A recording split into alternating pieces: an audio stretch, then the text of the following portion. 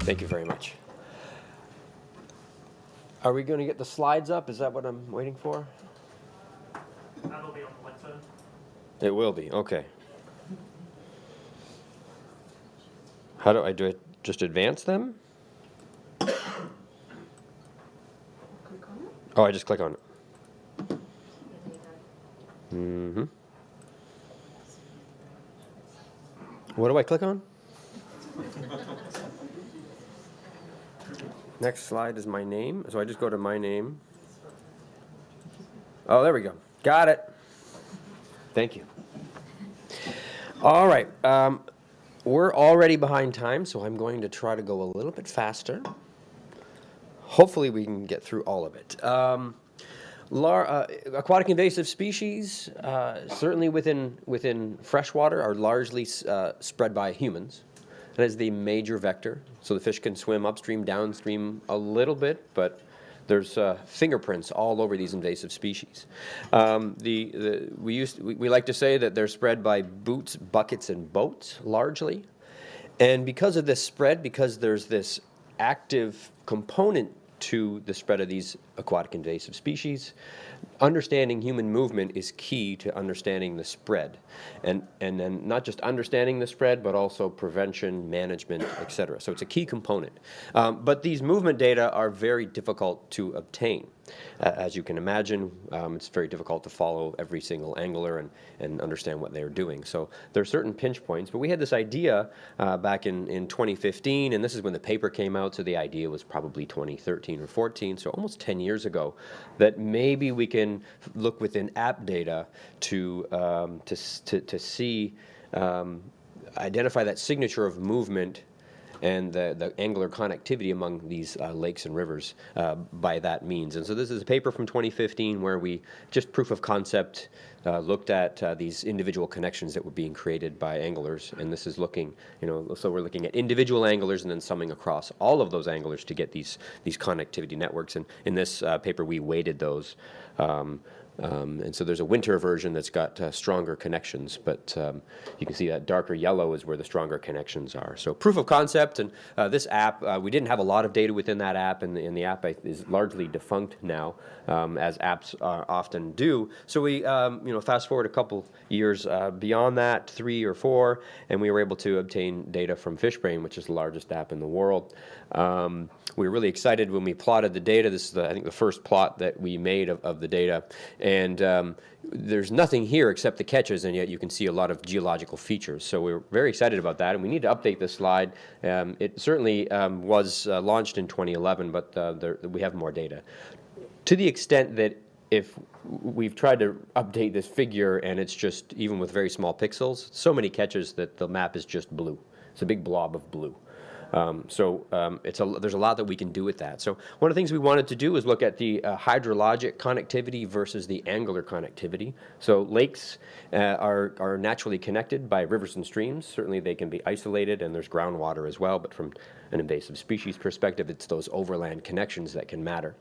And we wanted to look at how those compared naturally versus by anglers, and how do those networks differ. And so this is kind of 2 ways to depict that. These are all the major drainage basins within the United States. And there's really no connections there other than one might drain into another. And so not a lot of natural connectivity. It tends to be unidirectional, downstream, one direction from lake to lake to lake through a chain. If you look at this in terms of a chord diagram, it would look like this, where these there's connections are shown by any lines in between these, and you can see there are no lines. So we then looked at how the anglers were connecting these systems, and we tried to do it initially as a map showing all the connections, and it was just a big black blob. So many lines we couldn't see anything, which is why we moved to this chord diagram. This is how those major subbasins are connected by anglers moving across that landscape. And so it was quite dramatic to see all of these connections, and with very few exceptions, there's evidence that anglers, and this is within a time frame that would be risky from an invasive species perspective, every every major basin within that large geographic area is pretty much connected to every other one as well by at least one connection, but some, rivers of anglers effectively moving between those.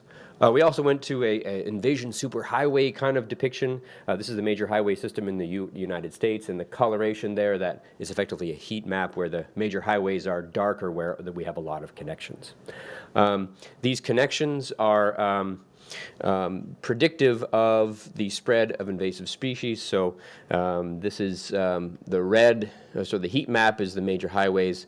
All of these dots here are known occurrences of invasive Eurasian milfoil. Just as an example, we did this for a few species, and I think in the publication we have these 2 maps.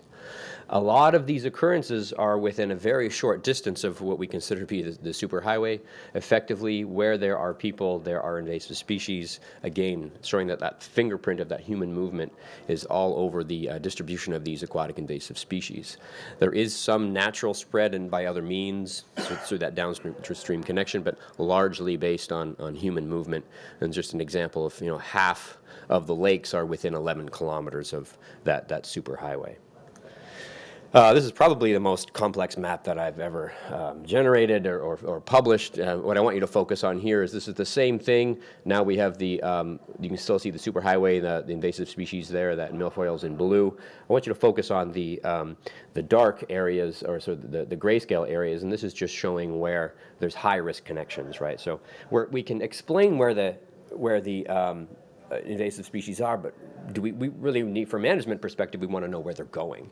And so we can do this this heat map here, and these are lakes that are high risk because they have no record of the invasive species in them, but they're connected to systems through angular movement where they do occur.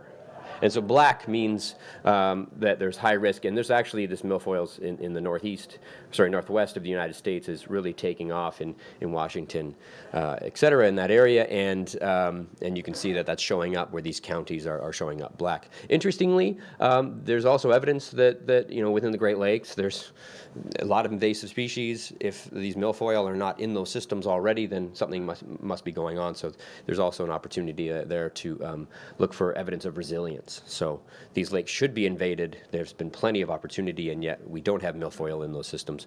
What's going on ecologically that we can learn from those as well.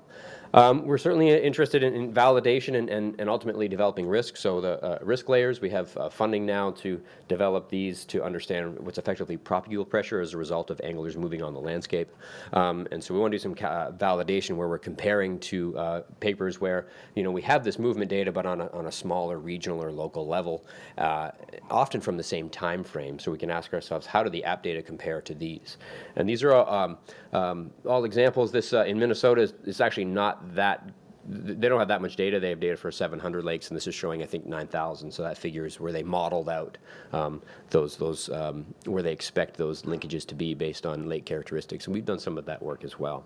We're also getting interested in mobile location data, the same data that help you to understand traffic patterns when you're going from point A to point B in your car. We can also look at point A, point B being boat ramps, and how those are the phones are moving among those boat ramps as well. So just a different way of getting at the data.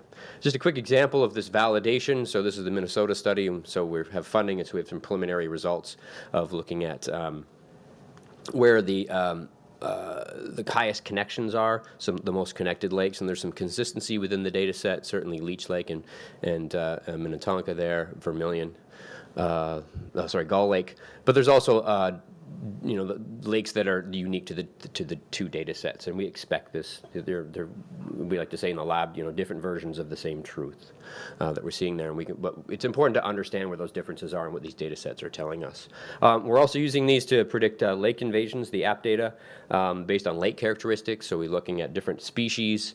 This isn't the app data themselves. I'll show you where they come in, but we're expecting where we have lakes that are invaded, what is a strong predictor of those invasions, what makes a lake attractive to an invasive species, so to speak. And obviously temperature is important, needs to be an ecologically relevant temperature, but also the size of that lake, the number of trips to that lake, so there's that angular signature coming through in the data, and the number of boat ramps as well, so positive versus negative, absent versus present for boat ramps. When boat ramps are present, we get a lot more of these different invasive species. So to put all of those figures in words, large, popular, accessible lakes that are at an appropriate temperature tend to have invasive species in them, certainly those species that are specific to those temperatures. The false positives are also telling, just like with the map where we have these lakes that, or a county where there's a lot of lakes that have no invasive species but a lot of connections to invaded lakes, and yet the invasive species aren't there.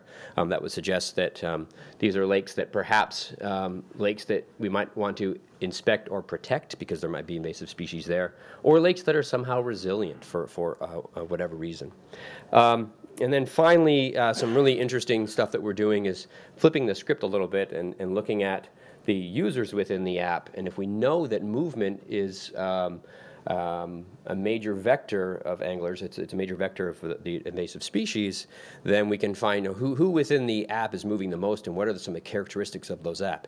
Is it anglers that like to target a specific species? Is it anglers that live in a certain area, et cetera? And these are the factors that seem to be most important. And just to cut to the chase, it tends to be signals of avidity. It's the avid anglers who are moving around the most.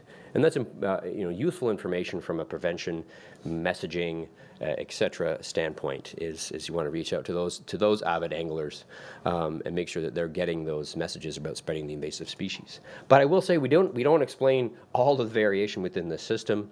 It's really a fraction of it. So most anglers really are moving a lot across that landscape, and so there's definitely this shared responsibility. So if you're not an avid angler, it doesn't mean that you can just sit on your heels and it's not your problem. We all need to be working there. All right, so just to quickly summarize, fishing apps and other connected devices. If you're if you are here to see Asta's talk, see Asta's talk later on. Certainly, she's working with some of those connected devices, but they may be a valuable source of data in the fight against invasive species, explain current distributions, predict future distributions, identify those resilient lakes, and identify likely spreaders within those systems. And I will say that these are again the different version of the truth. But what's nice about these data is they're relatively low cost and they're spatially extensive compared to the other sources of data that we have. So thank you very much for your time.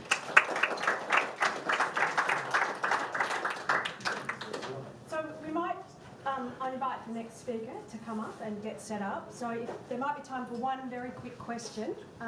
Yes? Very quick. Yes. So, I don't know, we need a microphone. So basically, everything is connected looking at this.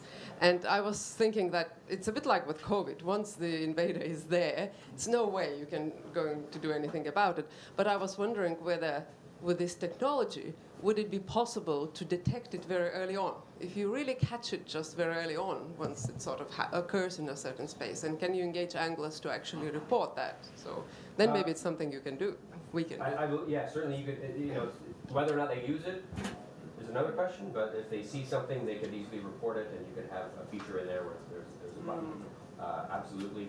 And there's a lot of, I think, potential for interaction with the anglers, where you could send alerts if they're, if they go to a lake that has no invasive species in it, alert can come up saying, just so you know, this is a lake that does not have invasive, so take extra care. Yeah. So the same thing for if they're leaving an infested system, so that you can tune that. So all kinds of interesting opportunities, I think. Yeah.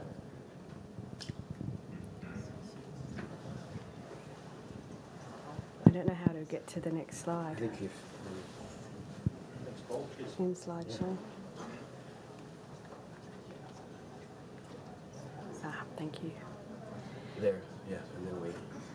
So our next speaker is Samantha Hook.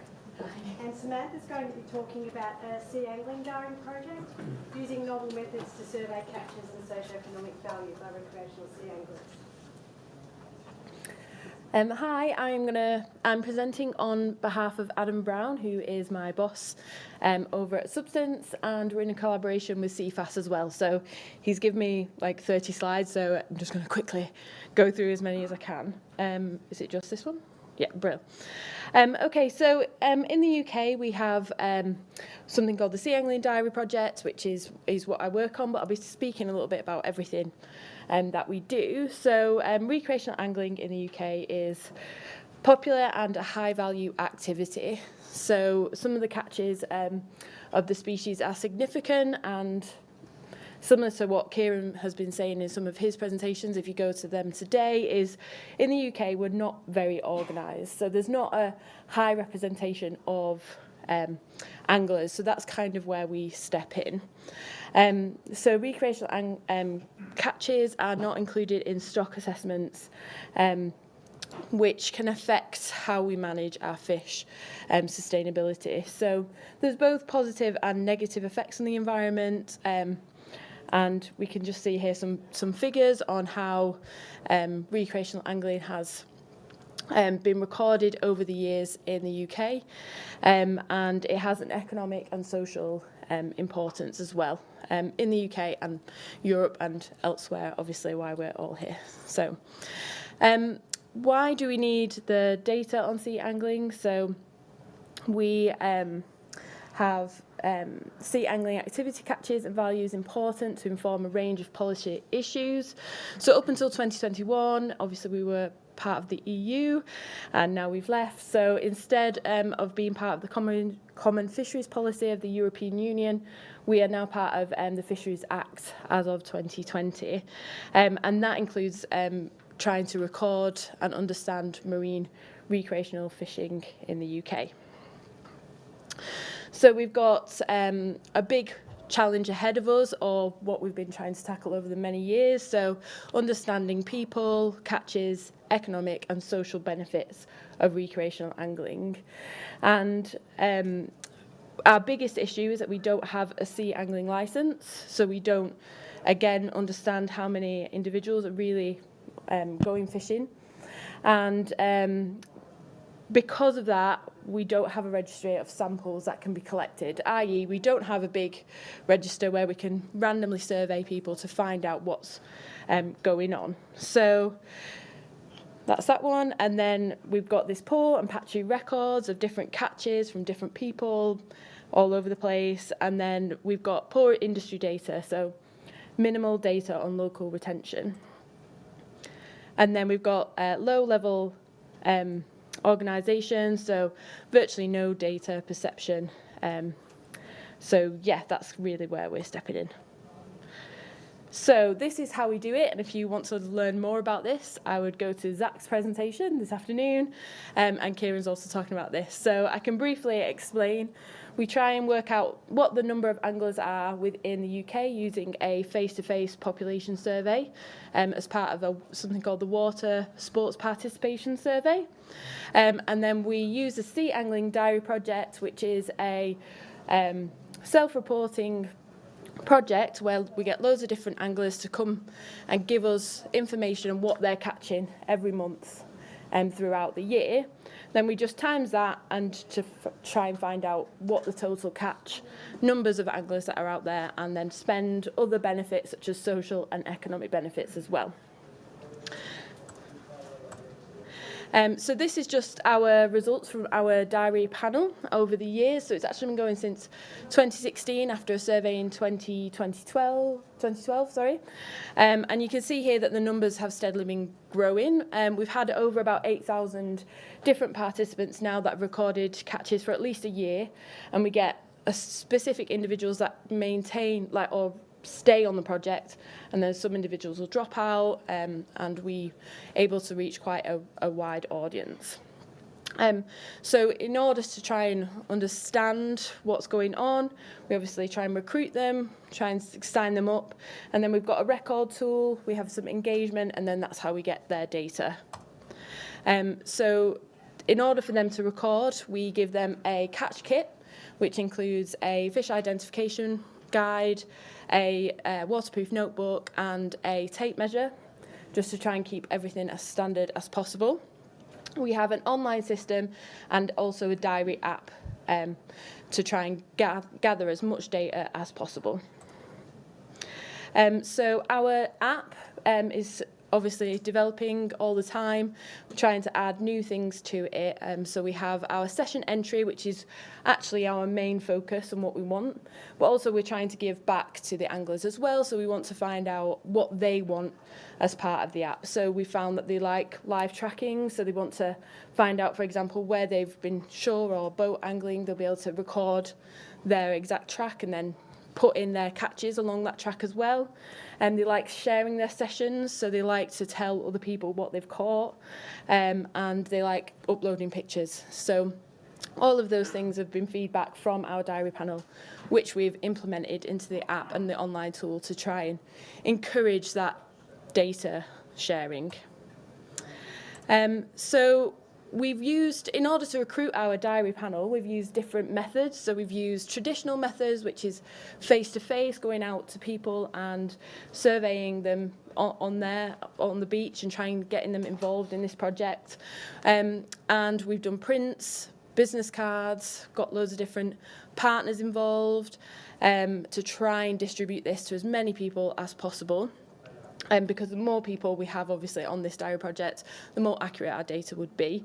And then we've got newer methods now, which is online and using social media, all of these different methods. So reaching this new audience is through this Facebook advertisement. I don't know if anyone has ever used this before, but it is a fantastic way in which to reach new audiences, especially during COVID as well, where we couldn't go out and we couldn't survey or get people actively recruited onto the diary programme because we weren't allowed. So this has been running since 2019. And our current Facebook adverts are now in England and Wales. And basically, we can track how many clicks people click onto the advert. We can track where they're from, what the demographics are of those individuals. Google and Facebook know everything. And then we can also specifically send them advertisements. So if they are interested in the hobby, we can send them this advertisement to get them involved in the project. So those benefits to the anglers, which I've explained before, are the fish ID and that catch kit that they get. They also get a waterproof phone holder as well to help them use their phone when they're out on the shore or at sea while they're fishing. And then we also give out prizes as well. So we've got collaborations with something called Fishing Megastore, which is a big fishing store in Scotland mainly, but they're online as well. And then we also give out different vouchers, so social supermarket gifts and also a goodie bag from the RNLI, which is our lifeboat organisation in the UK. So we also send out emails, so try and encourage this diarist engagement, getting them to share photos. We do like features once a month, so there's that diary engagement between each other, and it's basically just to encourage them to keep participating. And then the information that we get from them is this catches information, so they can see their sessions, so how many times they've been fishing throughout the year, what they've caught, what their pictures are like, and they can see a shared dashboard as well, so they get the choice to choose whether or not they want to share their fishing session. And if they choose to share that, we then buffer their location, so you can't really, you know roughly where it was, but you wouldn't be able to find their spot because they don't like that, which is more than fair enough. But then other people can see what's been caught in their region and kind of compare themselves. We've looked at other stuff like leaderboards and things like that to try and engage anglers to get involved and give us their data, and we give them something back, something for them to be a part of and feel that they're being heard, and also understand that they're not alone. There's like a big community out there. So at the end of the year as well, they also get an annual report which tells them what catches they've caught, what their biggest fish was, smallest fish. They love it, it's great. So thinking about that recruitment and comparing those traditional methods of maybe face-to-face and printing materials to this social media and Google analytics kind of thought process, we looked at the responses of certain questions that they have to fill in when they sign up to the diary programme. So how did you hear about the Sea Angling Diary Project? And then we can see here there's nearly 50% divide in the new recruits from 2022. So just by using the same amount of effort in these two different methods, we've had 50% of our responses, or our diarists, who are recruited, coming from social media. So then thinking about how has that impacted our panel. So generally we have quite an avid, older angling community that give us this data, and is this a biased population? So we looked at the age, and we can say that there is a significant difference between the ages of those who are recruited from traditional methods to those who are on social media. So social media is recruiting younger anglers, and they are out there. And then thinking about avidity, so how often those anglers are going out. And here we can see frequent, regular, occasional, rare, not in the last 12 months, and never. So that's really how we categorise our avidity in our anglers, and you can see here as well that there is that significant difference, i.e. social media is recruiting those more avid anglers. So we're probably missing an audience there as well.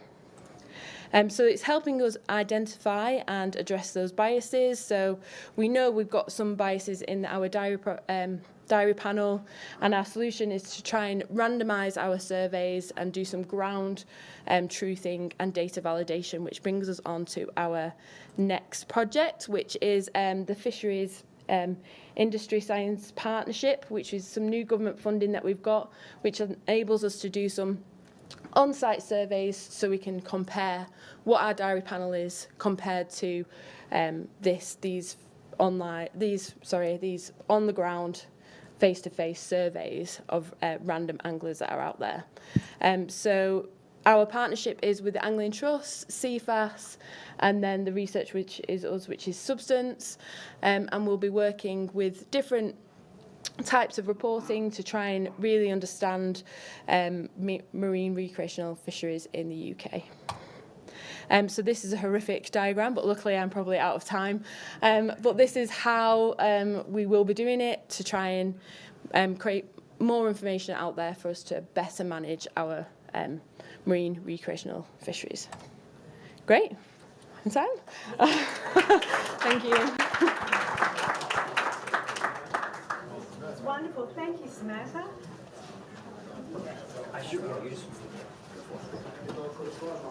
So I invite you all to, if you're interested in this topic, to listen to all the talks and come later and speak to the presenters as you see them during the breaks. How do you move through the slides? And also I think there'll be a session on the third day about the use of digital technology, so everyone's welcome to come along to that as well. Click the mouse. The mouse. Our next speaker, while we're setting up, This one here? Tomorrow. Try it. is Keno, Yeah. Keno Ferter. Which one did you click? Just so, because I'm going to be sure. And This Keno's one here. going to be speaking about engaging anglers as citizen scientists in Norway's newly opened recreational tuna fishery. Thank you, Keno. Thank you. I will just wait until it calms down a bit.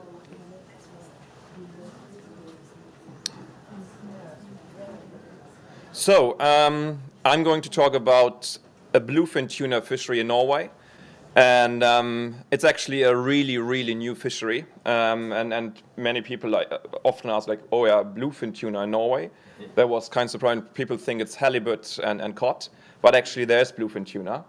So the Atlantic bluefin tuna, it's the world's largest tuna species. There's an eastern and a western stock. So the eastern stock spawns generally in the Mediterranean and the western stock in the Mexico Gulf. It's really fast fish, swimming fish. And there has actually been a fishery 60, 70 years ago in Norway with landings up to 15,000 tons. But then it disappeared completely. There was no tuna left at all. But then 10 years ago, they appeared again in Norway. And today there's both a commercial and recreational fishery again. And it's actually the first time that there's an established recreational fishery in Norway. And it started with a research project in 2018. Sean Tracy was there. It was a terrible experience. Not because of you, but it was really stressing. It was really hard to catch the fish. It was not easy, but I mean, we learned a lot. We had lots of discussions while Sean was there, and it actually helped to develop this fishery, which it is today. And in 2019, the ministry, they actually set up a quota. So from a pure research fishery, it became a quota fishery. It was a tag and release fishery with just 4 boats. And that actually developed up to, to last year, 49 boats. So the number of boats doubled each year. And now today it's a tag and release fishery, a harvest fishery, and in addition an electronic study done by us. And this is all done in collaboration with citizen scientists. And that's actually the only reason why this fishery is there, because the ministry sees the benefit of getting all these data from citizen scientists. And one thing they are doing is they give us meat samples to analyze the meat for contaminants and nutrients. They provide us with observational data via Google Forms. So every single trip is logged with all the tuna observations they have. They do tag and release with conventional tags. And they also provide fish for electronic tagging, which is done by us researchers. So I'm just going to present those 4 points in my presentation and what we get out of it. So the reason why we use these anglers to provide us with these meat samples is that we can't get them from commercial fisheries. But you can imagine, if you want all these cuts from a commercial fishing boat, there's no way, because the fish is pretty much destroyed. It's cut into several pieces. And so we get these samples for free from the anglers. And it takes around 2 hours to take those samples. It's quite a bit of work. Just some results. When you look at mercury in the lean parts of the fish, the mercury contaminant levels, they are exceeded by far, while in the fatty parts, it's fine. We see the opposite picture for dioxins, where you have lots of dioxin in the belly parts, which are the fatty parts. Dioxins is bound to fat, while the lean parts are fine. And this is, again, information which we directly feed back to the fishery. So they see the advantage of collecting those data. Then observations. So this is the usual picture you get nowadays when you go out in August, September, outside, the tuna, actually, the amounts have increased, Sean. So now this is a daily sight, actually. So you see tuna jumping everywhere. And we get, as I said, these data from the anglers, and then we can plot the amount of tuna which occur along the Norwegian coast throughout the season. And then you see that there are schools up to 100 fish, sometimes up to 2,000-3,000 fish in a large school, from the Swedish border up to the middle of Norway. And then we have tagging with conventional tags. As I said, this is done by the anglers, and this is just it's just an identification tag to study large-scale migrations when they are recaptured, get some information about distribution, also growth. And then we have electronic tagging, which we do with satellite tags. For those who don't know what satellite tags are, how they work, they collect depth, temperature, and light data, and based on those you can calculate the most likely migration track. And the way a satellite tag works, you have a tagged fish. This is not a tuna, but it's just a fish I found. So you have this tag on the fish. It's swimming with a tag for 1 year.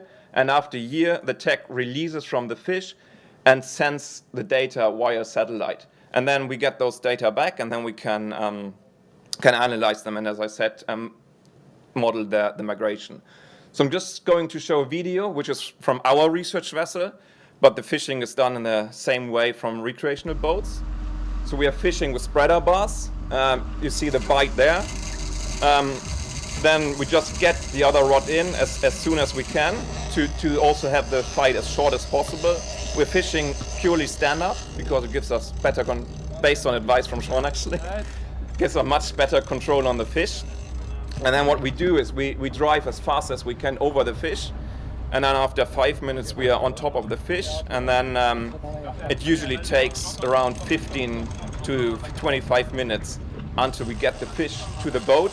And this technique is developed in collaboration with the anglers. So they have, like, we are sharing all these experiences, and they have told us, and we have told them how to do it. And yeah, together we have come up with this quite efficient way of fishing. When we get the tuna close to the boat, we use a shark hook, which we put in the lower jaw. There's a small, like a thin skin here. Then we pull it up in the back of the boat on a ramp, because we need to do the tagging. Or it has been shown that there's longer tag retention when you do the tagging. This one is around 400 kilos, that fish. We cover the ice with a towel. We have a water supply. Then we do the tagging. And once the tagging is done, we put it back into the sea. And as I said, we also get fish from other boats in the fishery, and then we just pull them over by a rope and pull them back in the boat. And then we get really happy when this is done. And this is exactly 365 days later, where we actually got satellite, you hear me screaming in the back, satellite contact with none of these tags. And then we went out, like we got the position, the approximate position, and then we got out to locate that little thing and those waves. And we found it. So that was in 2021. So in 2020, we tagged 5 tuna. So this has also increased together with the anglers. Last year we tagged, last year we tagged 11, but in 2020 we managed to tag 5, and then three of those tags, they actually came up on the same position where we tagged the tuna 1 year before, and the video I just showed, that was from the first tag. So we were sitting at hotel breakfast, the tag came up, and it was like, because we were during field, and it was exactly at the same position. So we were sure something went wrong, because we had this idea of long migrations, and then it came up at the same position. So we thought, okay, something is wrong. But we went out, tagged it, and then we downloaded. We actually, at that season, we got 3 tags, and we downloaded the data, and we could do this migration and modeling. And I'm going to show you those results now. So we tagged them all up in Norway in September. And then those fish, they all swam over to Canada, almost Canada, around the Flemish Cape, where they probably also feed. And then you have red one going to the Canary Islands. You have the green one going to Ireland. And then you have the yellow one just staying outside. And then red and green meet in the Mediterranean Sea to do some spawning. And then they all go back to Norway the year after, where they return back again. So yes, and as I said, we are having far more data to come. And then again, those migration tracks, we are feeding back to the fishery, and this engages them even more to take part in this project. So this fishery is just on a rise now. And it's just growing, and it's a really, really nice collaboration, both with the ministry, the managers, and the fishermen, and us scientists. So it's just like a circle of collaboration, and gives us a lot of data and the fishermen a lot of fun. So thank you very much.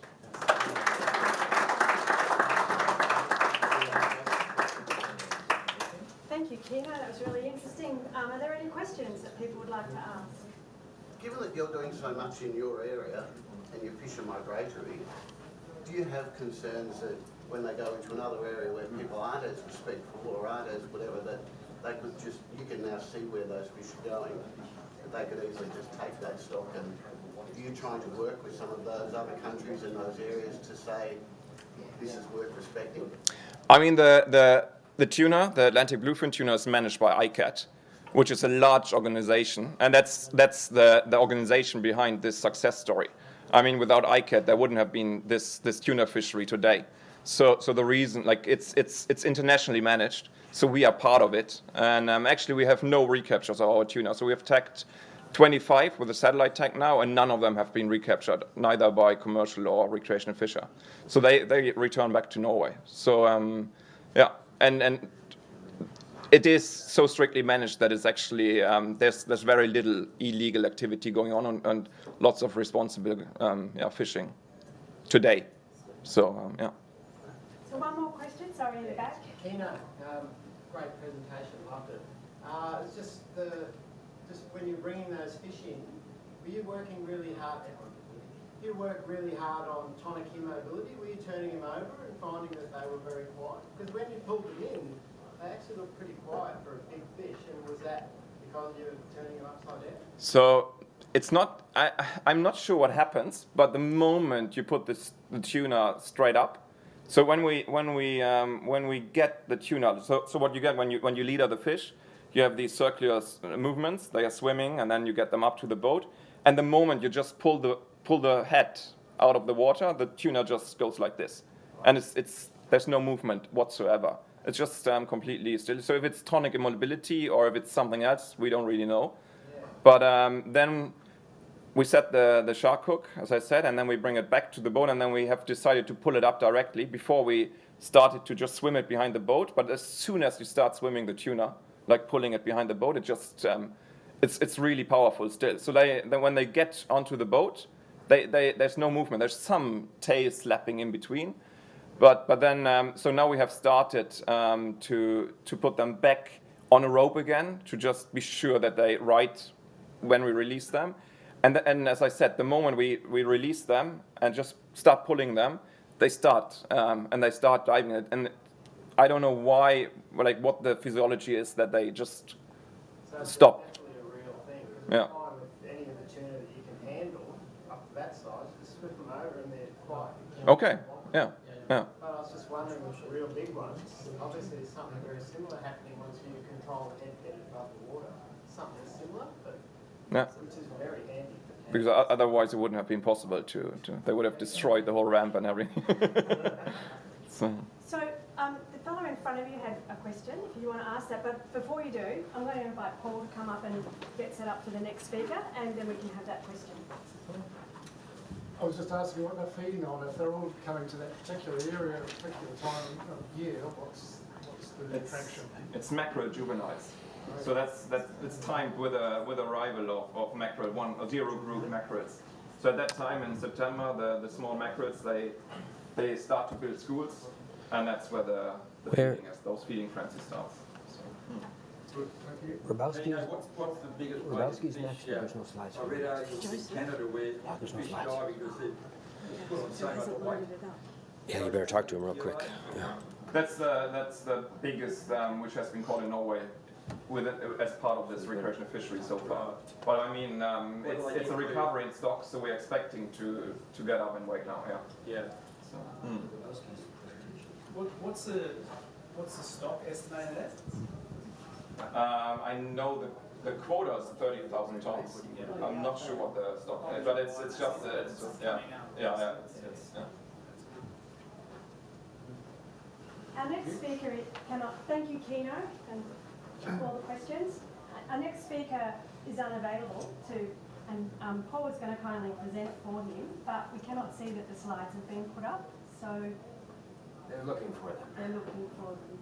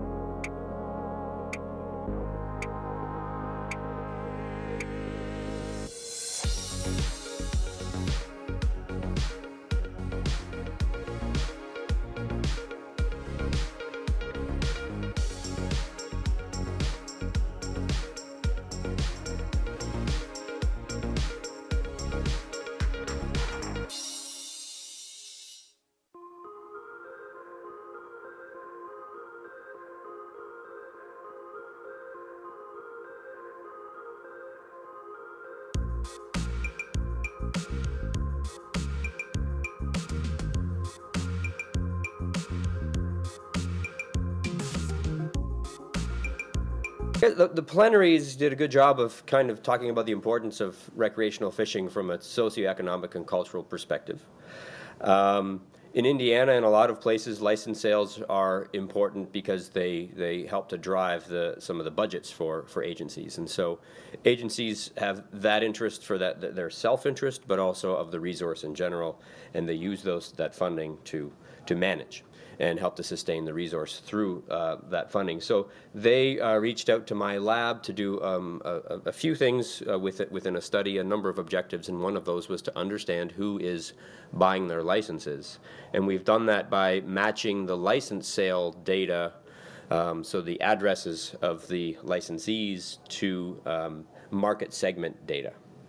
In the United States, they're probably the go-to for the market segment data. They're called tapestry data, because when you look at the United States, you get a rich tapestry of colors. Each of these market segments has a different color, and there's a lot of information about those segments. And so they wanted to look at who is buying their licenses, which segments are buying their licenses, and how that's varying over time within Indiana. But it's, anywhere there are market segments, and there's a lot of these. I mean, the business community is very into understanding these market segments because it can help for advertising of your product. And fishing is a product because it's an activity. And so we have a map of Indiana, and we say that, and in this room, I think we can appreciate it, that the anglers are a very diverse group, and you can see that. And Indiana is a diverse group as well. There's 67 segments, I believe. Within Indiana, there are 21 of those segments that are buying licenses. And I think there are only 21 segments within Indiana as well. And they vary spatially, so you can see a map of different. So these segments describe demographics, they describe people's hobbies, they describe, so they can tell, you might say that this segment might have these people are retired, they tend to be, and they're by neighborhood, so a lot of census information. And so it's relatively fine scale, and the segment might be something like, these people tend to be retired, their kids are adults now, they have boats, their recreation, they tend to recreate outside, etc. And so highly variable as to what these different segments look like. And so when we matched them to the data, we found something interesting in that, and you would expect, is that the angler, of those 21, some are underrepresented within the angling community, and some are highly overrepresented. And so the salt of the earth, each of them has a name. Salt of the earth is overrepresented by a lot within Indiana, within the license sales, and the, what are they called? It's not the right name, but I'll call the young up-and-comers are not as common within there. And those people are maybe into fishing, but they have, they're building their careers and they have young families, and so they don't have time to fish. When we look at the data over time, we see something interesting. We had data going back to 2012 all the way to 2021. And there's this kind of peak in 2012, 2013 that's starting to drop off, suggesting across the board, this is just looking at all segments now, all total license sales, this decline in interest in fishing that we've seen many places within the world. And then COVID happened, and there's this big spike. And then it starts to drop off again, returning to, in some cases, pre-COVID levels for that fishing activity. What's interesting is that overall pattern. They're available now? They're going to remote in and pop it up for you. Okay, yeah, they'll just take over. Okay, yeah. I can keep going. So there's that overall pattern, and then you look across the 21 segments that are all buying these licenses, and they all show that pattern, but there are some very interesting subtle differences. So salt of the earth, they were already fishing quite a bit. They weren't declining as much. This is so neat. It's not even me. There we are. Thank you. Can they hear me? Do I just take over? Technology. Yeah.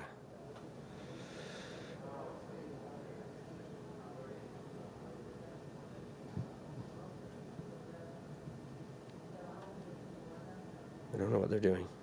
Okay. Oh, you can't see this, can you? You can now. Okay, now, okay. Well, they were doing stuff on the screen. That's really cool. All right, so there's the importance of fishing licenses. We can skip that. There is the United States and all the different colors there, showing the different tapestry segments. The arrow shows where we are based at Ball State University.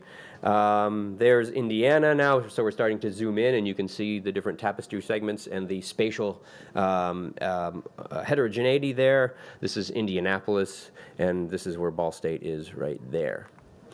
All right, so we wanted to look at the spatial data that we know of the license sales, combine that with tapestry information, who's buying fishing licenses, how do they trend, and what is COVID telling us? And we talk about this in the lab a lot, about how, you know, COVID's something that might not happen again, certainly not in that way within certainly our lifetimes, but what can we learn from it as a natural experiment that's really shaking up the system? And giving us glimpses into how things are operating. So who's buying the fishing licenses? There they are. There's the salt of the earth at the top, and it's the set to impress that's at the very bottom.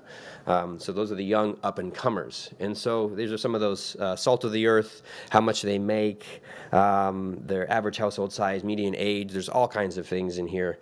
What are they? Most married couples with adult children, income above national median, spending time with family is important. Not early adopters of new technology, so that's interesting. And then the fewest licenses bought were these set to impress groups here. They're more urban. They tend to live in apartment complexes. 40% are single person household, educated, mobile, and very busy with work and social activities, concerts, nightclubs, etc. And they also tend to have young children. So they don't have a lot of time for fishing. So here's that overall trend I described, where we have that 2012, 13, 14-ish, and then dropping off to really depressing lows in 2019, and then COVID came and all that fishing started happening. And these are license sales overall within Indiana, and then dropping down again, but and actually below that overall peak. We can do this for all of the segments, and I know we're not supposed to show these kind of figures, but I want you to, I'm going to tell you they all look the same, and then I'm going to tell you that there's subtle differences. Right, so they all show that pattern, but let's look at the salt of the earth versus the set to impress. And the salt of the earth, they declined certainly, and then they increased with COVID, but look at that drop, it's well below. Salt of the earth were retained, so this is probably a decline, and then this recruitment event is maybe a reactivation back to fishing, but then we've had a retention problem here, whereas with the set to impress, they jumped up much, much more, so a higher increase. And again, if you're time limited and suddenly you don't have to go to work or do anything, let's go fishing. So they really want to go fish, but there's that time barrier that's not allowing them to do that. All the clubs are closed, so they might as well go fishing. And then they were retained at relatively higher amounts. So we're starting to analyze the data to put some numbers to these patterns that we're seeing visually, and we're going to wrap that up. So what does it all mean? Older rural people buy more licenses, not very big surprises here. Young urban people buy fewer licenses, and we saw those patterns, that reduction and then the COVID spike. It boosted license sales differently for the different population segments. And this is what the agency is interested in knowing, because who do they advertise to, where do they advertise, when and how? I mean, if you don't want to advertise in a magazine if some of these groups are not advertising in a magazine. And the agency has no control over the set to impress groups' time availability, right? It's very hard to give them back their time. And so you might not want to try to recruit that group, or certainly not in certain ways, because they just don't have the time.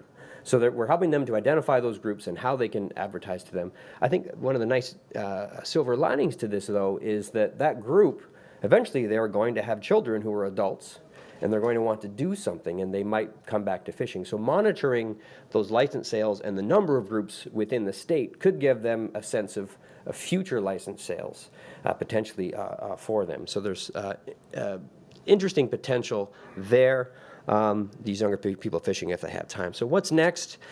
We want to get more spatial with this. So I said we want to analyze the patterns more formally. We also want to look spatial, so a salt of the earth happening everywhere, and that can help them for targeted management and spatial kind of recruitment events and retention, et cetera. For example, distance to highly managed waters, is that important from a segment perspective? We want to build in the fish brain data. It's one of the other objectives for us. It's a popular fishing app within Indiana. We want to know not just who's buying the licenses and what that market segment is, but how are they using the product? how do people from that neighborhood tend to fish? Are they going up to Lake Michigan to fish for salmon? Are they fishing with their kids locally for catfish and small panfish? And so those different usage patterns. And also, as I mentioned, broaden that spatial scope. So Josef couldn't be here. He's very sorry. He got COVID right before his flight left, so I presented on his behalf. But thank you so much for your attention, and that wasn't too bad. Look at that. All right. And thank you, Paul. That was Yeah. just fantastic the way you filled in before technology. And when you went through the slides, it was pretty much on exactly. I'm glad I reviewed his slides, so I had a little bit of sense of Well what's done. happening. So while Toby's getting set up, we'll have time for a quick question. First hand I saw. How much you pay for a fishing licence over there? And does a fishing licence cover all species? Yeah, you can buy annual, weekly, or daily. So it varies by that. The annual license is $25. Yeah. And that covers all species? It does. Yes. That's not it. Another question? There seemed to be a seasonal pattern in the licence sales. There was a jump up in 17, not in 18. What happened in 2018 where there was no licence sales? Yeah. So it was the weather. So most of those license sales, the annual license sales, because of the way the turnover works within the state, so it's automatic reset. It's if you buy it today, it doesn't. Your license doesn't last 365 days. It lasts until the spring. So if I bought a license now, I'd pay all that money, and I'd have to buy another one. It would expire in the spring. And that spring, it was a very late. I think it might have been one of those polar vortex years in 2018 or something like that. It was a late, horrible weather, and so the license sales it didn't happen, and people just moved on. So it was certainly a poor retention event. Very quick question. Paul, Yes. the profound crash between 2015 and 2019. Video games. Cool. Yeah, something like it. Yeah. Yeah. Competing interests. Technology, and I think there's an aging population that is moving away from fishing, and then the young ones coming up are doing other things. Just seems so compressed, It's like, Yeah. if it was a fish stock, you'd be very concerned. Yes, absolutely, and that's why they reached out, because they are concerned. Yeah. Well, thank you, Paul. So our next speaker is Toby Jeavons, who's going to be presenting on recreational tag and report for sustainable management support. Thanks, Karina. Much appreciated. Nice job, Paul, freewheeling there. Very impressive. I'll do my best to follow that. So my name's Toby Jeavons from the Victorian Fisheries Authority. Thanks for coming along this morning. I'm going to be talking about the use of voluntary and mandatory approaches utilising digital technology and citizen science to improve recreational fishing in Victoria. So before I start, quickly, I'd like to acknowledge the traditional owners of the Wurundjeri on the land which we meet today, and pay respect to their elders past, present, emerging leaders, and also the colleagues of mine who've contributed to this program, a few of them in the room today, Hui King Ho, Taylor Hunt, Jeanette Roberts, and initially Melissa Schubert. So, overview of what I'm going to chat through today, the need. Why do we need better recreational catch and effort data in Victoria? Some of our key learnings, success, and from the mandatory and voluntary approaches upon which we've started our journey, and then how the future is being shaped by a combination of the voluntary and mandatory approaches. All right, so firstly, the need. Our recreational fisheries are numerous, diverse, and they often are existing data-poor environments. So, for example, our largest, most valuable wild catch fishery, the southern rock lobster fishery in Victoria, is heavily dependent on commercial catch and effort data, with large assumptions based on recreational catch and knowledge gaps that we really wanted to drill down into, so that that knowledge gap isn't undermining our ability to manage total mortality. Secondly, we had an angler diary program that's been running in Victoria since the early 1990s. This program is providing data on a whole range of species under our ability to measure their performance. However, some limitations within that program was the ability to continually recruit, maintain engagement and participants within that program, and also to try and expand the reach across more waterways in Victoria. So, opportunity here. As we know, everyone's got, or almost everybody, has a smartphone in their pocket, are familiar with the use of apps, and so really a big opportunity here, powerful, to have in your pocket to improve and use innovative approaches to monitoring our fisheries. All right, so you heard Travis this morning touch on the Target 1 Million program. Thanks to that, we were able to get some funding to launch a mandatory program to address the knowledge gap of recreational harvest of lobster in Victoria through a mandatory app called the Vic RL Tag. And we also launched a Go Fish Vic app, which was the expansion to our Angler Diary program. All right, firstly, let me touch on the Recreational Rock Lobster Reporting Program. Launched in 2017 after a huge amount of time and approaches and looking at the best way that we could do this, again, thanks to the funding through Target 1 Million. This was launched with the key objective to quantify the recreational take of lobster in the state. We wanted to test those assumptions that we had based off early 2000 catch estimates and look at how are they comparing to what we're including in our modelling each year and managing the stock. We also wanted to get a better understanding of the participants in the fishery because whilst we have a catch-all recreational licence, we didn't understand what participation really looked like within the rock lobster fishery. So, to be really quick on the overview of what this program looked like, essentially fishers downloaded an app, they were able to order plastic tags, they could transfer tags to their mates. Then once they caught a lobster, you'd affix the plastic tag to the horn of the cray. Once you got home, you could then report the use of that tag through the app. The resource manager would then have at the disposal all of this information that was collected and help inform them in management of the fishery.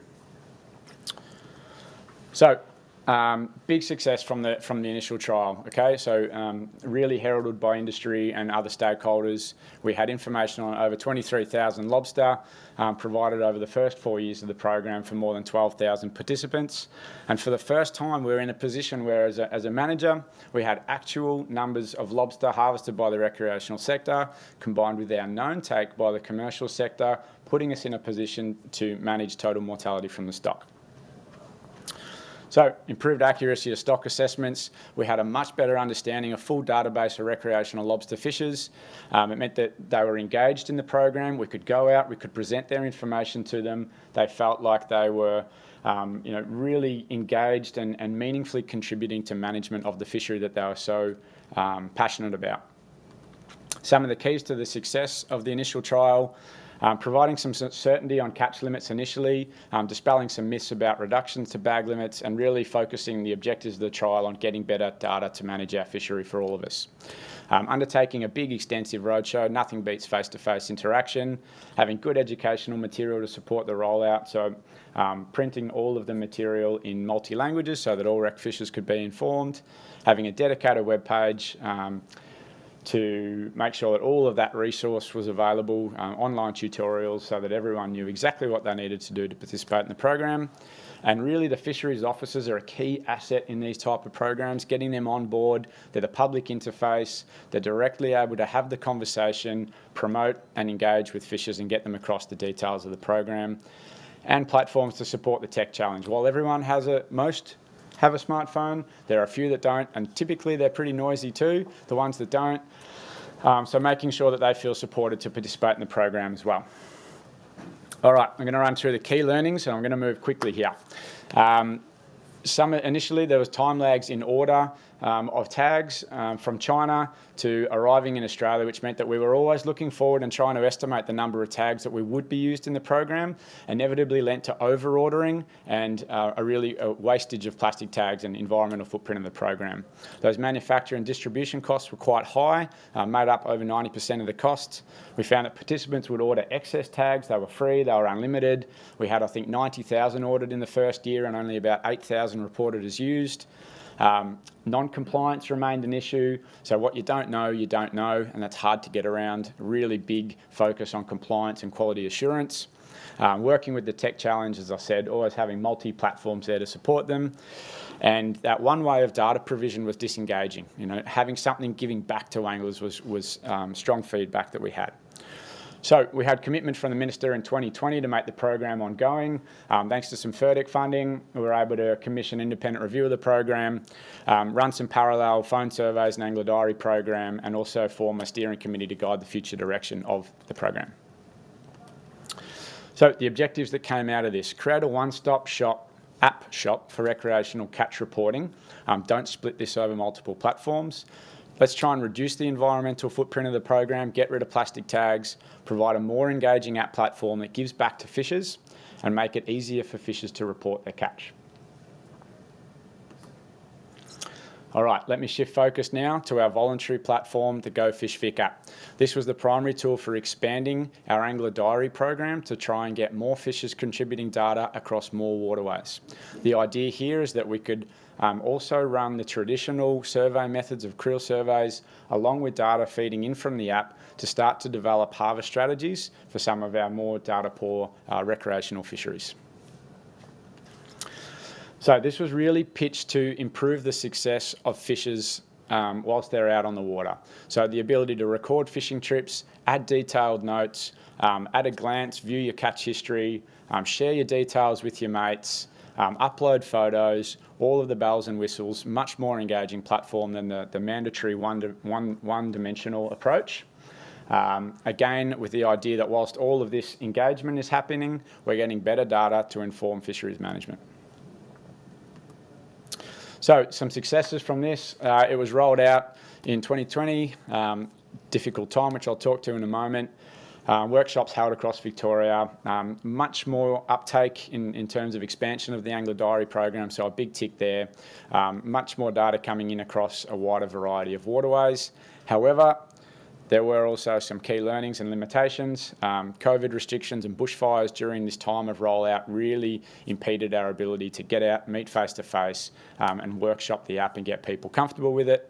Probably a general underestimate at our end for the need for constant nourishment and engagement and workshopping. It's not a set and forget app. You need to continually be working and building this.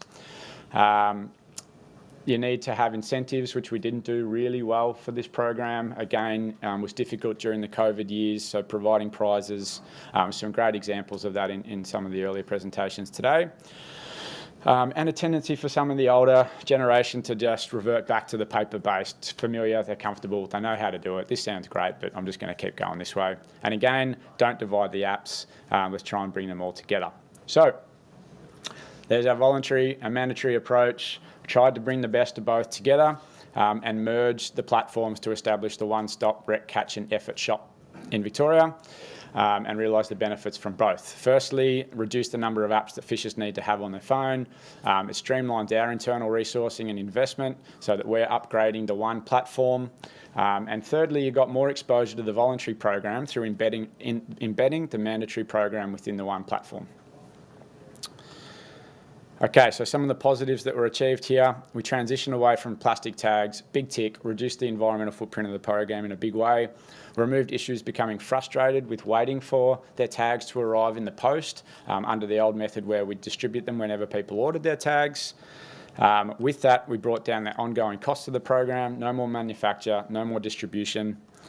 Adopting a much more engaging interface, particularly for the lobster tagging program, all of those benefits and good work from Go Fish Vic, now getting that flow of data both to us as the resource manager and back to fishers so that they could remain engaged and use it as a tool to improve their fishing. Streamlining our investment and resources internally into the one app platform. Developing a much better back-end system and web portal for people to report their catch through if they don't have access to a smartphone, really critical, and no longer relying on a third party to get data dumps and analyse our data. So what's happened? Where are we at? I'm going to say it's been a difficult time to launch this program again. You'll hear me say that. Initial stability in the data that we were getting from the first 2 years of the lobster program, 2017, 2018, and then we started to get into bushfire territory, COVID territory through 2019, 2020, and then 2021 we've moved to another digital platform, which has just created more disruption in the data set and our ability to look at, okay, what are we getting from this program? So you see participation's really dropped off down here compared to the first years. and we've seen a reduction in the number of lobster reported as well. 2 steps forward, 1 step back, okay? All part of our journey. So why could this be? What are some of the reasons why we've seen this reduction? COVID, challenging.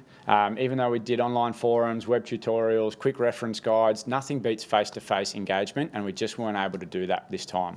The working relationship with the app developer was stretched. We had an Australian-based company outsource the development, introduced to overseas, introduced communication breakdown, and inevitably a disconnect with us as the customer and what we needed. This introduced too many layers to the platform. Before people even reported their catch, they're setting up profiles, selecting target species, registering their intent, then into a complex reporting workflow where they've got to start a trip, report their catch, save a catch. It's just too many touch points. Combine that with inevitably some tech glitches with apps, a little bit of a sense of feeling from stakeholders that it's just too hard. All right, and unfortunately through that process we also had compliance become a little bit more disengaged as well, because they were having the same challenges that they were trying to assist members of the public with. So, last 2 slides, where to from here? We're getting, we have a new app supplier on board, overcome that communication breakdown and have that really close connection to what we need as the customer.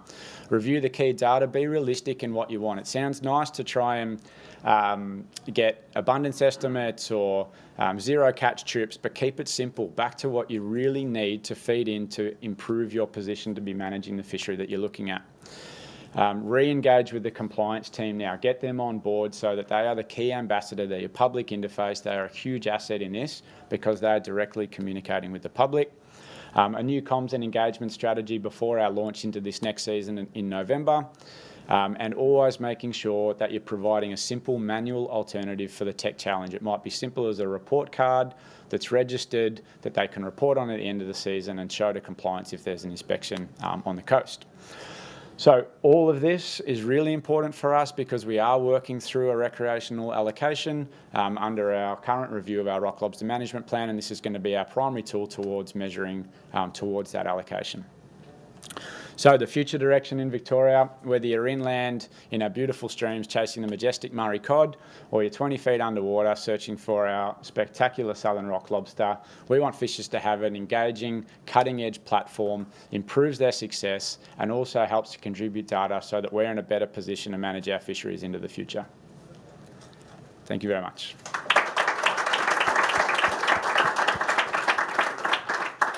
So before we go to questions, I just want to invite all of the speakers to come up to the front. There's no more talks in this session, so we might have a bit of a Q&A if people want to stick around and just ask questions to all of the speakers this morning. So does anyone have any questions for Toby on his presentation? Other panel members, feel free to come up. At a recreational, nothing to do with what I do with fish care, but on a recreational angler basis, I would say a lot of the people that I deal with, and not just the older fishermen, but some of them are, there's a word that comes up very often, and it's about how they're suspicious of this stuff. Mm-hmm. And why I comment on that is I think it tends to get a little bit overlooked. It's not always just tech basis. I've got a guy at the club that I fish from who's in his mid-80s. He's very compliant with everything that he does. He keeps an old school angler diary, has done for 20, 30 years for fisheries. But he's as good on Facebook as anyone I know. But a lot of those guys are very suspicious of the data being used against them.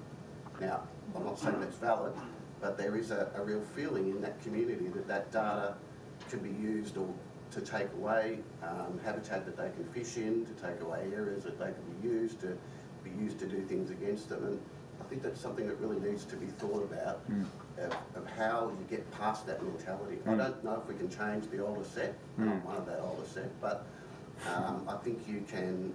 It's still a big part of it, and I think that that attitude can go down to the next generation and be just as strong. Yeah. Yeah, no, look, it's something that we have seen when we go out and we present the data to the different dive clubs, but what has been really positive... I'm not talking specifically so much about the dive stuff, I'm talking more about anglers. The wider fraternity. Very suspicious of providing their data and having it used back against them in some fashion. Yeah. I've really noticed a shifting mindset. Granted that there is a little bit of an older mindset in that space, but we really are starting to see that people are understanding the value that they too can contribute data to help us improve management of the fishery moving forward, not just relying on the commercial sector, moving away from that us and them, we're all in this together mindset, because we are all in this together, right? We all need to contribute data, and there was a clear knowledge gap that could undermine the direction that we're trying to manage the fishery towards. So it has been a good shift in mindset. Yeah, I think that's a really wonderful question or comment. And I reckon we could just unpack that a little bit. So you're spot on. When we developed the app, people were suspicious. How are you going to use this data? And the elephant in the room is, we're going to use this data to make sure that you've got a sustainable fishery for the future. Yeah. Does that mean that you're going to count the fish that we're telling you we're catching? Absolutely we're going to do that, right? That's exactly what we're going to do. And if your data is showing us over a number of years a significant decline in what you're catching doing the same thing, we know we've got a problem. So I would almost say to your friend, your suspicions are absolutely spot on. We want your data because you are our citizen scientists. You are providing us with the data that we can use to manage the fishery, because we want you to be able to keep fishing for the next 30 years, not the next 3 years. So, we're in it together, and sharing that information, it's almost like someone saying, look, I'm not going to tell you how much air I've got in my dive tank, because then if I've got hardly any left, you're going to make me come to the surface. You know what I mean? I'm not disagreeing with the mentality. Yeah. I'm saying that it exists. I know saying that's there's the fishing clubs. Oh, right. Fishing clubs that people, there's some people there that are just suspicious of, and online community is very good at saying, oh, well, in another state they told everyone about what they were catching and then they closed the fishery. That's not necessarily correct or valid or anything, but there is that thought. Oh, and that lady who just left said something about locations. I'd take that as a valid point. Fishers are often concerned if they give data out and that data's being shared, that their best fishing spots are going to be given away. So, I love that. So just to add to that, with the work that we do in Western Australia and when I was in Victoria before, our research is always conducted under the Privacy Act, so we do not, hand over data to third parties. We report on aggregated data, so never at an individual levels. And even within the departments where occasionally there might have been compliance staff interested in research data, that's a big no-no. So we're very protective as researchers of maintaining the privacy and confidentiality of people that give us data. We certainly provided that opportunity within the app to the layer at which you report it at, whether it's at a statewide east-west level, a regional basis, or a more local. That's up to that's the choice of the participant in the level of data they want to share. Question over there. With the dropout sort of thing, well, we've got a couple of questions. One is, was there any sort of over-reporting initially for a stage? It's a bit like paper fish, commercial fishery, you're going to say that you might manage it, so they, got in and over-reported. And then second to that is, you had, from my understanding, you had pre-fishing reports at one stage, which helps, like pre-fishing reports, if you make those, that there's more chance you're going to remember to report your catch, like some of the apps in Gulf of Mexico sort of said that. And then the third one was the mandatory reporting requirement. So, do they get fined if they don't report? All right. Over-reporting initially, I would say no. If anything, it was under-reporting based on the work that our compliance team did with the inspections, and then comparing to the data that was reported through the app was typically found to be under-reporting. Two, we didn't go down the pre-fishing path. It's been a big journey, and it has been a partnership with the recreational sector as well, and a big learning, from not reporting their catch at all to jumping to reporting catch for the first time to then pre-fishing and prior reporting. That's just not a step that we've taken. Fishers do need to register their intent to be active so that we get that annual participation measure at the start of the season, before they're heading out diving. Because previously we got it through the tags with the number of people that ordered tags. Okay, so that was the pre-season register intent participation measure. And thirdly was the mandatory reporting. What was the question on that one? So do you think are there disincentives, mandatory reporting, or what are the consequences if they don't mandatory report? Like, some of the things with catch cards that's happened in Abalone, say, California, that where the catch cards were a fairly minor penalty, like they may get a $20 fine or something, or not be able to fish the next year or something. What are the consequences? Look, it's built into our regulations that it's a requirement to report your catch within 7 days. So as with size limits, bag limits, there's a similar type of infringements. Are they very high, those penalties? They can be, yep. Karina, I think up the front here, sorry. Oh, sorry. Question for all. Yes? You said that you were looking at reducing your reporting time frame. What are you looking at now? And my other question was just about when do you think allocation will come into it for the rec sector? Something that we're working through at the moment and having those open discussions as part of a review of our management plan in terms of allocation. And so we've still got a little while to go to work through what that looks like. And the first question around reporting times. Okay, so this has been quite a contentious one as well. Initially, under the first program, it was report your catch by the end of the season. We just found that after a certain number of days, then people just lost interest and they weren't reporting their catch. So we brought that into 7 days. It's a balance with making sure that if people are out and about, they're in a remote place, they've got opportunity to head away, get home, report their catch if they're using the online portal. So we landed on 7 days as a bit of a tightening of the reporting time frame. However, in saying that, the steering committee that we set up was really pushing strongly to require people to report their catch before leaving the place of landing. Okay, so that potentially is the next step. And the reason for that is because rec fishers said, hey, if we're doing this, we want to make sure this data is really robust, and that is the best, best approach that we think we could take. But there's a few logistics to work around with that. In New South Wales, we're getting a lot of pushback from compliance about those reporting times. I think we were going to go out with 48 hours, but they're pushing back the mandatory off the back. So yeah, I really was interested to see how you guys got to 7 days. And I think it's a compromise the whole way through. Always looking at how far puts the sector. I've got Benny Scallon here from our fish, strong advocates in that space on behalf of fishers. So getting that balance right between the data collection and the management without offsiding the sector too much is really important. And coming back to your earlier point, we've always had a catch share for rec fishers versus commercial fishers in Vic.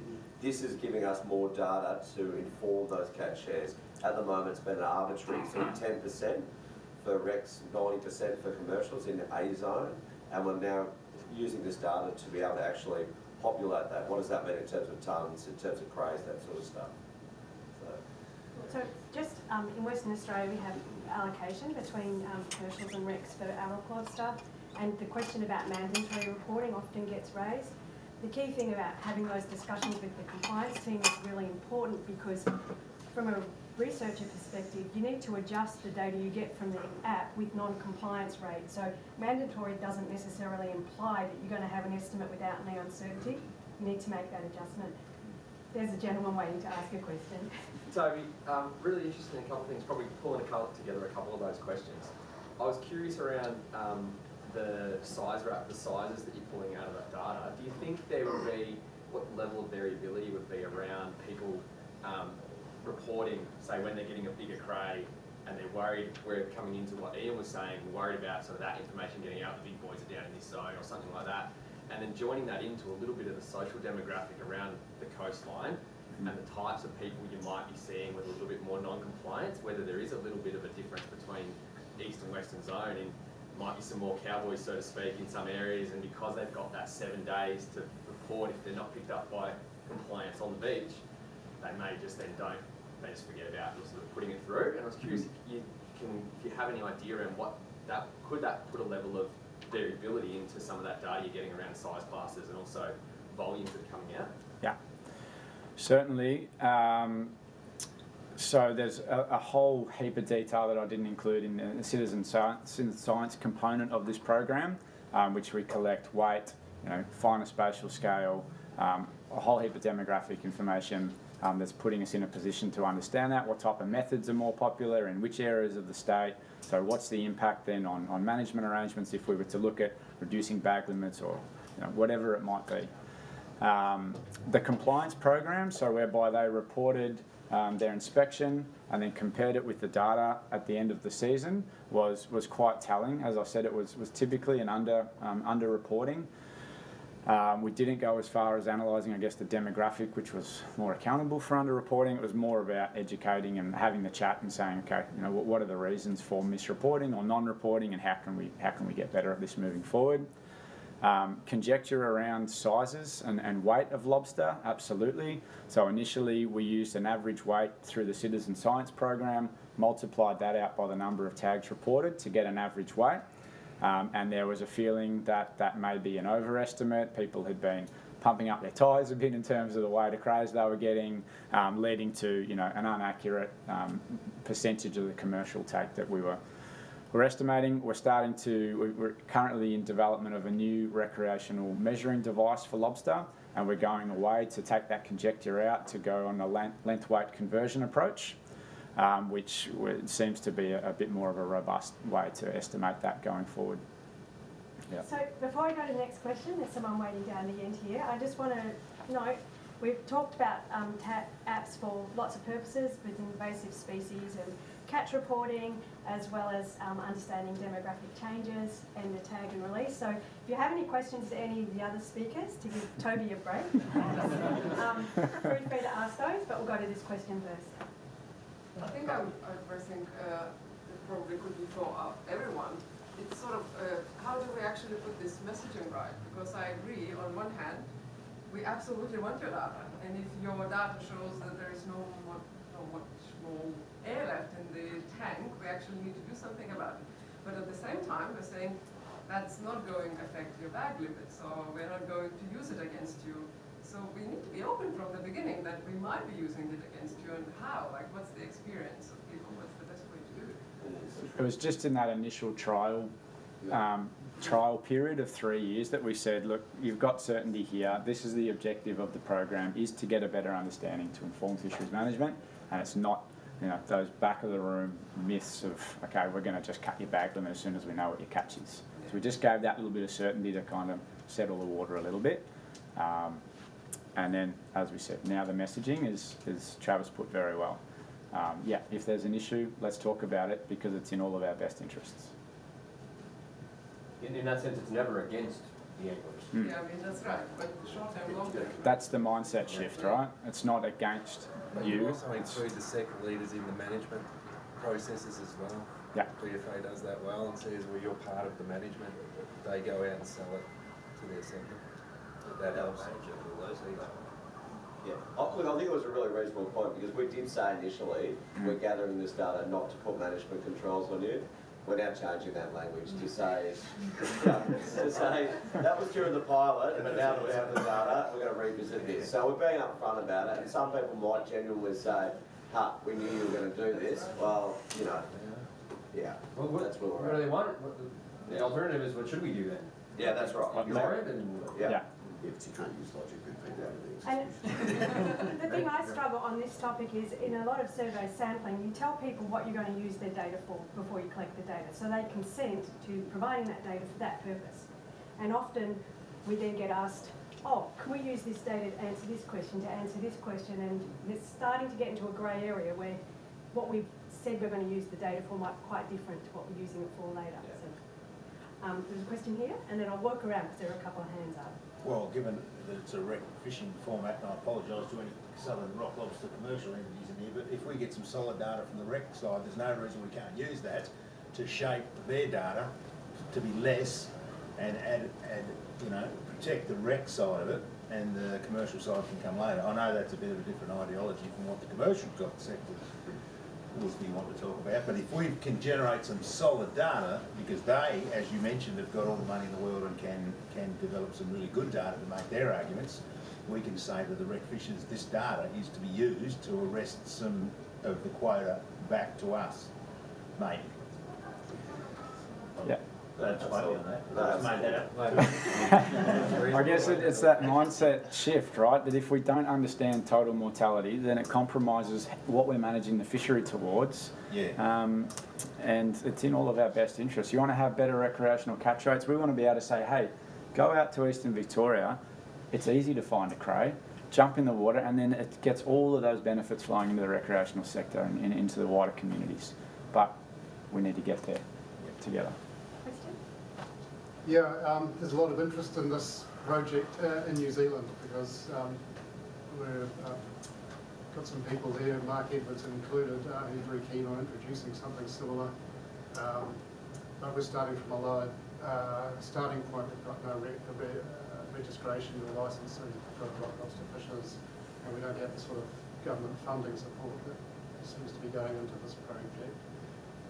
I'm just making that as a statement. But my question was about non-compliance.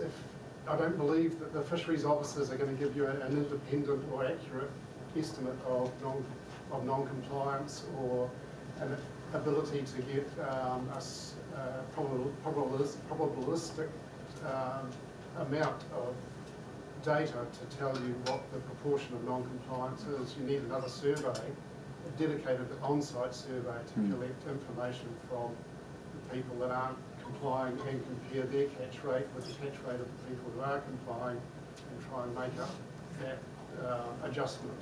And in New Zealand's case, there's going to be a lot of that initially, and that's going to be a really important component of anything we do, I believe. Yeah, we did have the benefit through the independent review period at the end of phase 1 of the trial to run the tagging program and the phone survey in parallel, and to compare the findings of both of those, and that's in that. You can have a look at the FRDC report. You have. And the compliance team, as I said earlier, they're a massive asset in this. Okay, they can only do so much in their day while they're out on the water, but the information that they fed back through and giving us the opportunity to review what was reported to the program was really beneficial in getting an understanding for that. And I think we could make some pretty strong inferences from there. What you don't know, you don't know. We can't get around that. Okay, so. Well, best ideally, you'd want to quantify what you don't know. Yes. To some degree, and that's, I guess, where a next stage would be, I believe. Yep.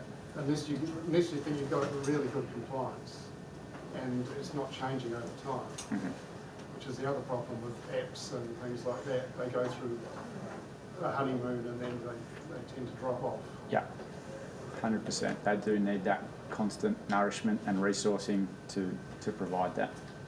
Yep. And citizen science will be the avid fishers who are probably not necessarily representative of your average catch either. Those are the real keen ones, I would imagine, or a subset of your real keen ones. Yeah. So we've got, sorry. I think Russell's going to ask a question. Is it Russell?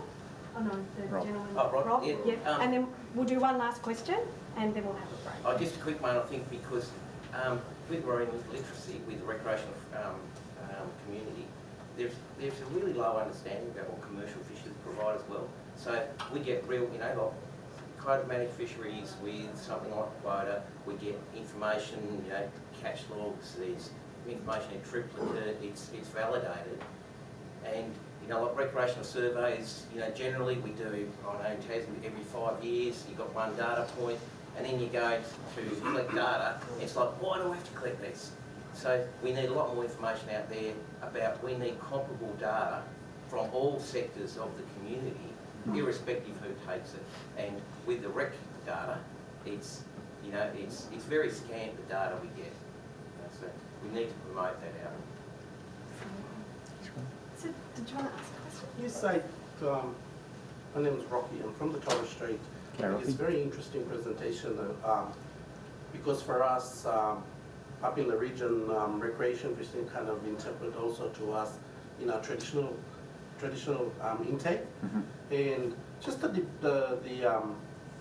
design of the app, I could see it really, and that's something I think, just sitting and looking at the app, the designing of the app, when you did that, was it specifically targeting at certain species, for the recreational fishing through what you were aiming to do, or does that have, while you design it, can allow to capture other species around? Because for us up there, a question by that gentleman about the commercial sector, in the finfish industry, there's always, when we set up quota about, and how do we allocate it also for the recreation, but also our traditional intake with subsistence fisheries.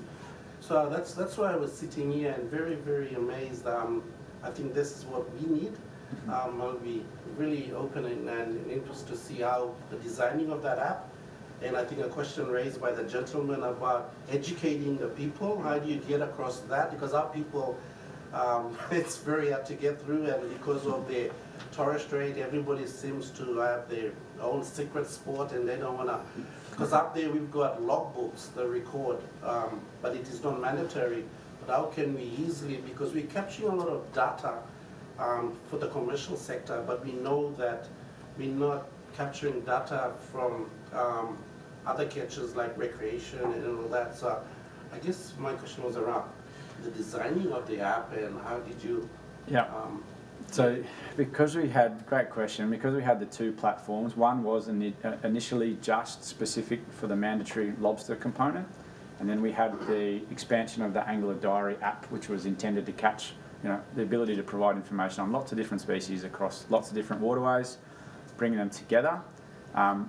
We lost some of the simplicity, so I would encourage... set the mood. Unplug me.